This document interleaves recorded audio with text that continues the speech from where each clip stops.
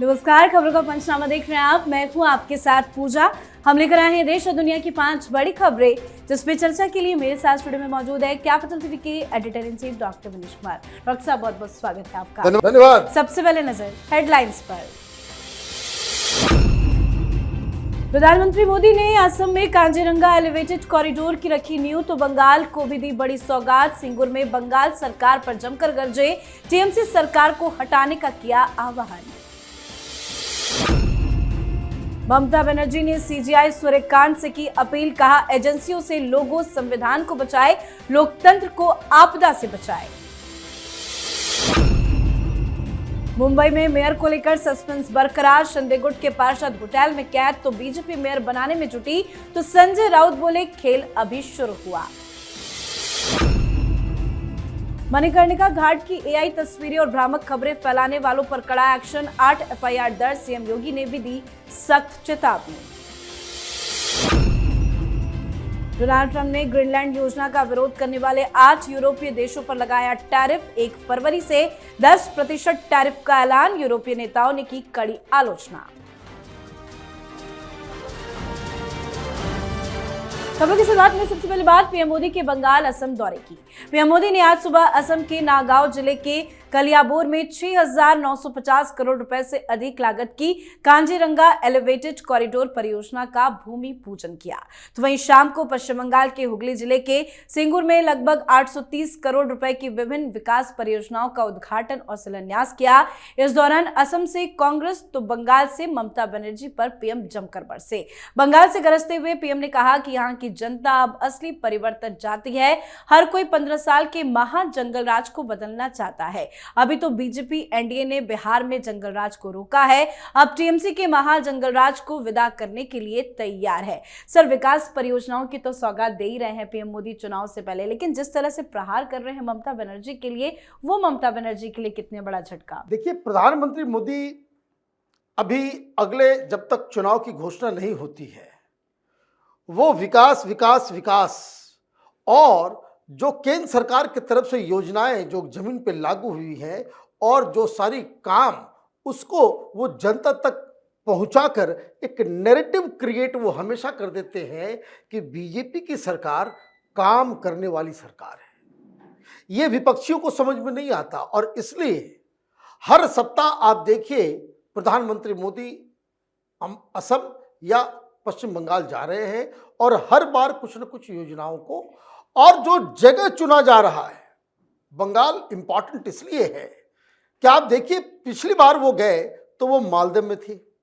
मालदह पूरी तरीके से मुस्लिम बहुल इलाका, और वहां उन्होंने घुसपैठियों का मसला उठाया, जो फर्जी तरीके से बांग्लादेशी मुसलमान आकर के घुसे हुए हैं उस मुद्दे को उठाया, नेशनल थ्रेट बताया उसको, और आज वो सिंगूर गए हुए थे।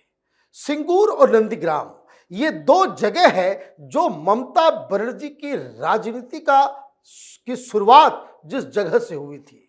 सिंगूर में जाकर के उन्होंने बंगाल के लोगों को याद दिलाया कि कैसे ममता बनर्जी की वजह से बंगाल में इंडस्ट्री कभी नहीं आ सकी, यहां कोई कल कारखाना नहीं खुल सका।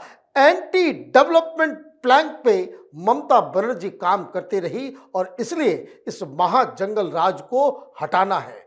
प्रधानमंत्री मोदी विकास विकास विकास करेंगे और बाकी सारा काम अमित शाह का जब यात्रा शुरू होगा तब देखिए वो किस तरह का हिंदुत्व वाला मुद्दा वो उठाने वाले हैं। जी, तो चुनाव से पहले पीएम मोदी बंगाल और असम को बड़ी बड़ी सौगातें दे रहे हैं, तो वहीं चुनाव से पहले ममता बनर्जी कई मामलों में बुरी फंसी है। अब आईपैक पर ईडी छापे वाले पूरे विवाद के बीच पश्चिम बंगाल की मुख्यमंत्री ममता बनर्जी ने सीजीआई सूर्यकांत के सामने अपील की कि वो लोगों को निशाना बनाने वाली एजेंसियों से बचाए। दरअसल कलकत्ता हाईकोर्ट की जलपाईगुड़ी सर्किट बेंच के एक भवन के उद्घाटन समारोह में ममता बनर्जी और सीजीआई सूर्यकांत और अन्य जज साथ में मौजूद थे। मंच पर मुख्य न्यायाधीश सूर्यकांत और अन्य जजों की ओर से मुड़कर ममता ने कहा कि मेरा मुख्य न्यायाधीश और सभी मुख्य न्यायाधीशों से अनुरोध है, कृपया संविधान, लोकतंत्र, न्यायपालिका, इतिहास, भूगोल और देश की सीमाओं को आपदा से बचाए। सर, चुनाव है, इसके पहले जिस तरह से रेड हो रही है, ममता तो डरी हुई है, लेकिन सीजीआई से ही क्यों डायरेक्ट अपील कर रही है? देखिए, आजकल वो अपील ही कर रही है। है ना, रखा करो महाकाल रखा करो, कर रही थी।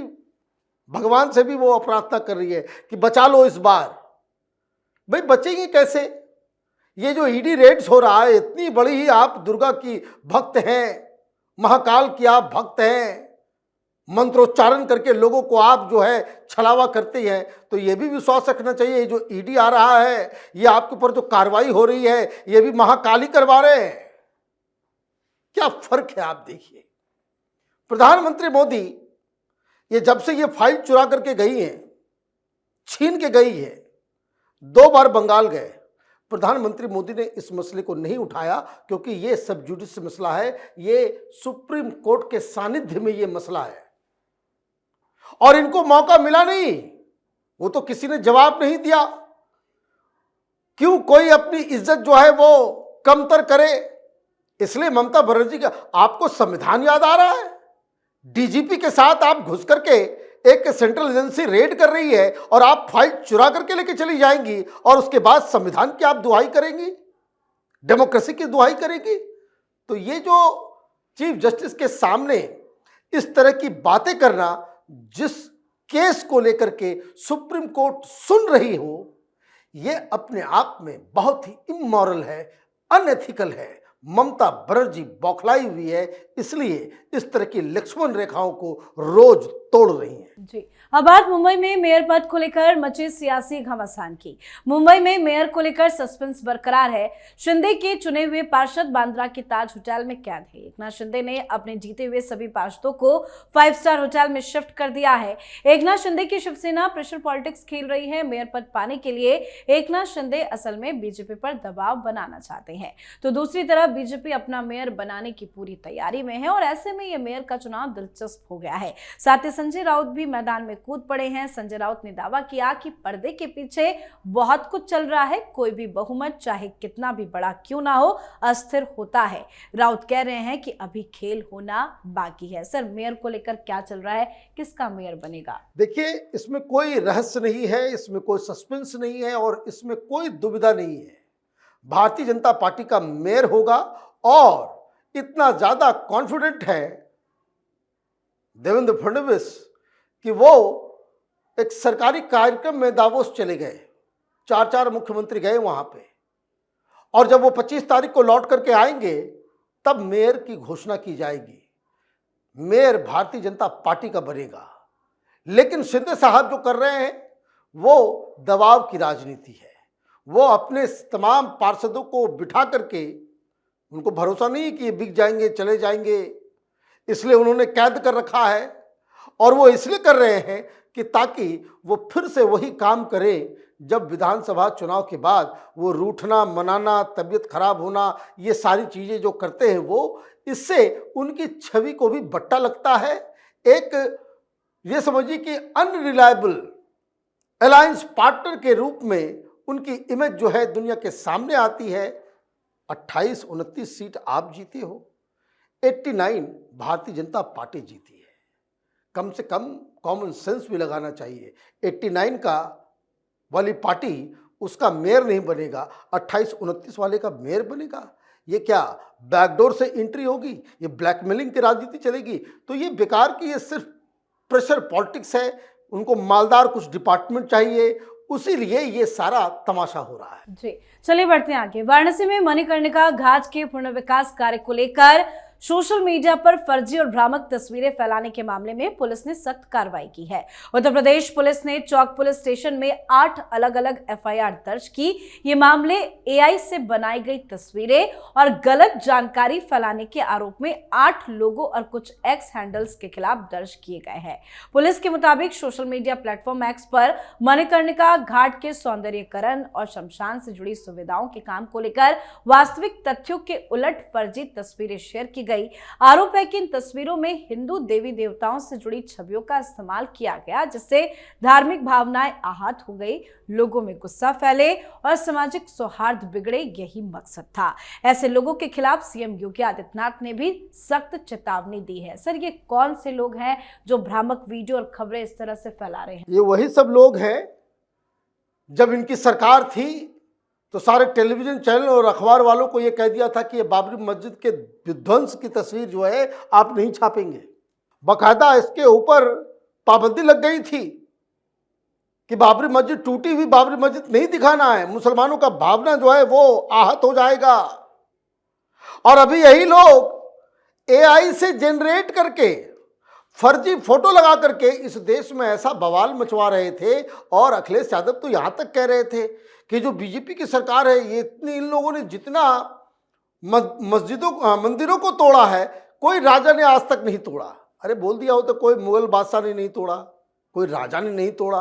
राजा का काम नहीं होता है मंदिर तोड़ना, ये बादशाह लोगों का, ये मुगलिया जो खानदान था वो लोग मंदिरों को तोड़ा करते थे, तो वो बात तो अलग है। लेकिन एक साजिश रची गई कि वहां मणिकर्णिका घाट पे वहां सौंदर्यीकरण होना है, तो वहां भाई ये बात नॉर्मल सी बात है। जब ये काशी कॉरिडोर भी बन रहा था, कितनी सारी स्टोरी, कितना सारा प्रोपेगेंडा हो रहा था, भाई हमारी जमीन चली जाएगी, हमारी दुकान क्या करेंगे। ने जिन लोगों की जमीन के ऊपर उसे सरकार ले रही है, बहुत ही बेहतर तरीके से उसे पैसे भी दिए जा रहे हैं। जिनके पास जमीन के कागजात हैं, जो ओनर है, किराएदार को नहीं मिलेगा, किराएदार को। और वही एक जो है मसला बनकर के आया। इन लोगों को लगा कि बस यही मौका है, एंटी हिंदू मंदिरों को तोड़ा जा रहा है। तो आज योगी आदित्यनाथ वो स्वयं पहुंचे बनारस, प्रेस कॉन्फ्रेंस करके सारी हकीकत बताई कि किस तरह से एआई की तस्वीर का इस्तेमाल करके हिंदुओं के मन में डाउट्स और हिंदुओं को अपमानित करने की कोशिश की जा रही है। और ये एक्शन जो हुआ है बिल्कुल सही हुआ है। जी, अब बात आज की आखिरी खबर की। अमेरिका के राष्ट्रपति डोनाल्ड ट्रंप ग्रीनलैंड को अपने कब्जे में लेना चाहते हैं। ट्रंप चाहते हैं कि ग्रीनलैंड पर अमेरिका का कंट्रोल हो। इसी के बाद ट्रंप के इस प्रस्ताव का कई देश विरोध कर रहे हैं। हालांकि अब ट्रंप ने उन 8 देशों के खिलाफ टैरिफ का हथियार इस्तेमाल किया है जो उनके ग्रीनलैंड पर कब्जे के प्रस्ताव का विरोध कर रहे हैं। ट्रंप ने फरवरी से 8 यूरोपीय देशों से आने वाले सामान पर 10% इंपोर्ट टैक्स लगाने का ऐलान किया है।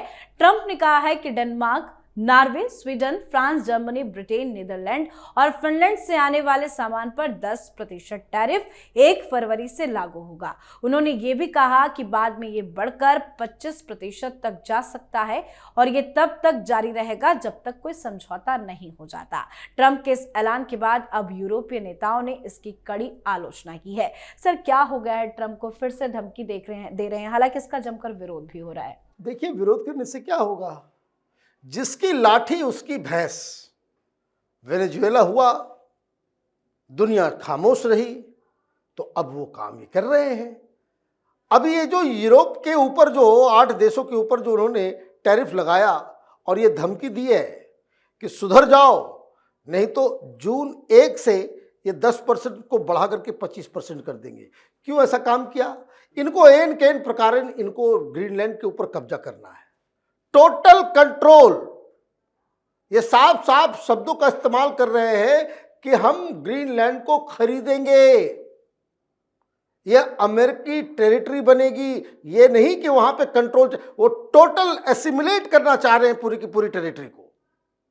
और मामला सॉवरेनिटी का उठा तो इनको ये जानकारी मिली कि चाहे वो फ्रांस हो, यूके हो और कुछ देश ने ये घोषणा की है कि वो अपने सैनिकों को वहां पे बिठाएंगे।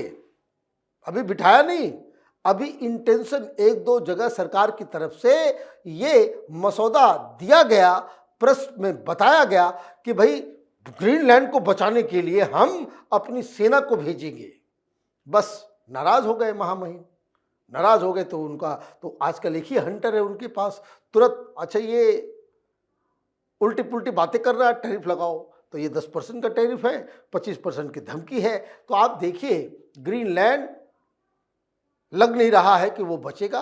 अमेरिका उसके ऊपर कब्जा कर लेगा और पूरी दुनिया मुंह ताकते रह जाएगी। जी, बहुत बहुत धन्यवाद सर बातचीत के लिए। धन्यवाद। तो खबरों का पंचनामा में आज के लिए फिलहाल इतना ही। देश विदेश की बाकी खबरों और उनके सटीक एनालिसिस के लिए देखते रहिए कैपिटल टीवी। हमें लाइक कीजिए, शेयर कीजिए और कैपिटल टीवी को सब्सक्राइब कीजिए। नमस्कार।